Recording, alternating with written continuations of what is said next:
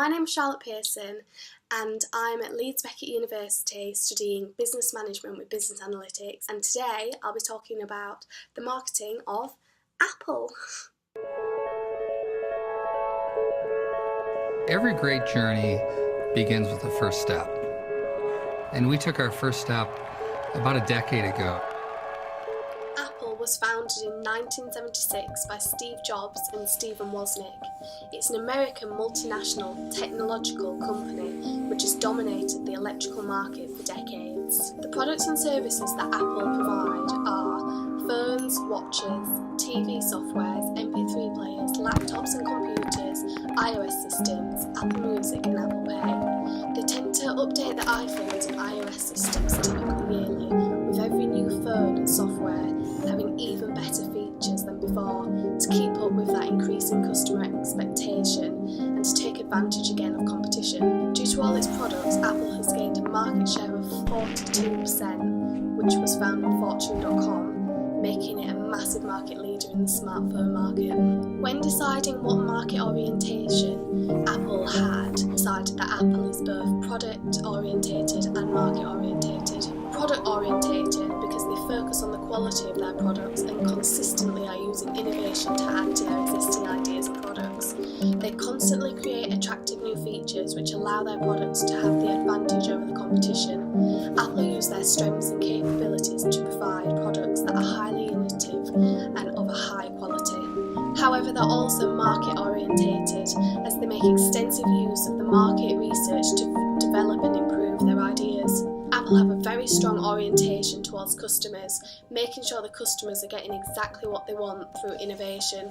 They also make sure that they maintain a strong orientation towards competition. Due to this, Apple is the leading technology company in the world. This has happened due to Apple making sure that it can create new markets by introducing innovative products, helped by a lifetime of activity from its customers. When looking at the marketing environment and the macro features, pestilanalysis.com really helped me to focus my ideas. Some political features are that there's been calls to restrict Chinese imports into the US in an effort to boost the American manufacturing, which would affect Apple massively. Apple's dependence on Chinese manufacturing and market make it vulnerable to political unrest in that country, as China is a very unstable market which could affect any business that has a relationship with that country.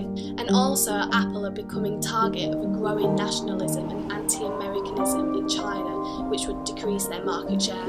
Economical factors include increased labour costs in China would take away the cost advantage of some Apple products, and the stronger US dollar could increase exchange rates, making it more expensive for Apple to do business in key markets such as Europe and China. Socio-cultural factors include close association with China could offend some potential customers in regions such as North America and Europe, and globalization means that Apple have to use localization techniques for different languages, meaning that more people can use their products. Technological factors. When it comes to new technology, not everyone wants to use it at first. The young people tend to be more able to adapt to new innovations, whereas the old people tend to hang on until they really need to get the updated technology, which could affect sales. And advances in technology means that more people have smartphones and tablets, lowering the demand for the Apple's personal computers. Legal factors include that they've recently entered the highly regulated financial service sector via Apple Pay. This comes with more rules, regulations and legislations.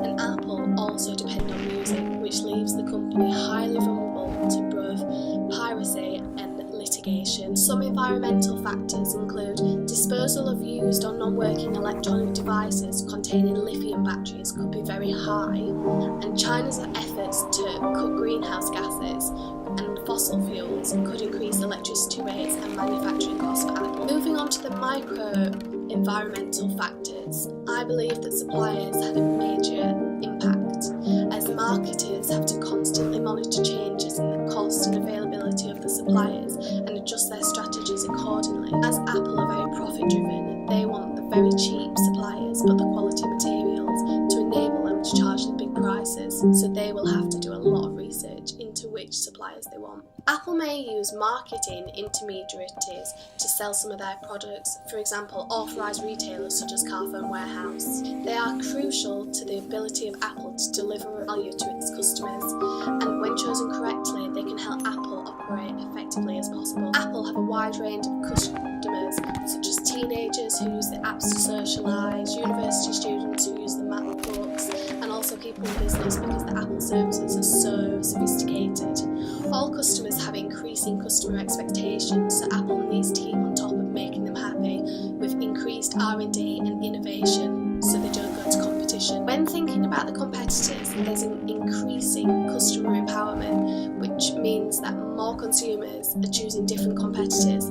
This means that Apple have to constantly compete with the organisations to provide differentiation against competition. For example, Apple Pay, but unfortunately Samsung are high on their heels and are constantly challenging Apple's market share. Apple are involved with a number of publics, and staying in good standing with these publics are crucial to maintaining positive public relations. Looking at Porter's 5 forces theory helps to understand the microenvironment a little bit more for Apple. For the header threat of new entrants, the position of Apple's market share create barriers for entry for new startup businesses who are wanting to compete with Apple. For example, Apple's branding and popularity. No new startup company wants to compete against that because they know they'll lose. Bargaining power of suppliers for Apple is relatively weak within the marketplace.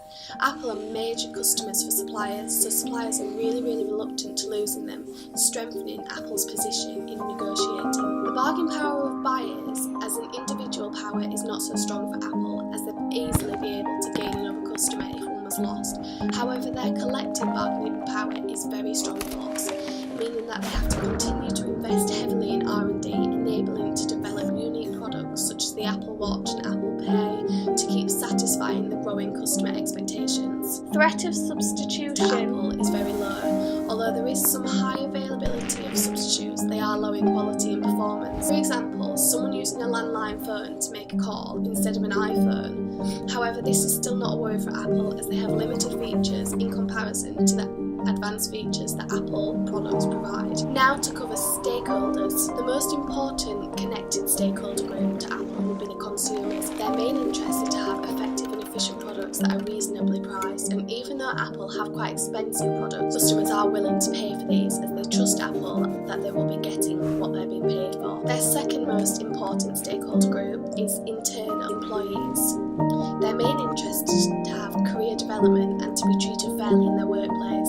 They're concerned with getting suitable wages, so they take an interest in the financial aspects of Apple to make sure that they have enough money to be able to pay them and make sure that they have job security. Investors are another major stakeholder group. They're interested in maximising the returns on their investments, so want to make sure that Apple maintains strong financial position. Also, suppliers are interested as they want to make sure that Apple is financially stable enough to be able to pay for the raw materials needed, and so that they can follow through with the payments. External stakeholder group would be the government. They make sure that Apple is abiding by the legal legislations, especially for their new technology Apple Pay, to make sure that all the customers' details are kept confidential due to the privacy rights. Thank you for listening.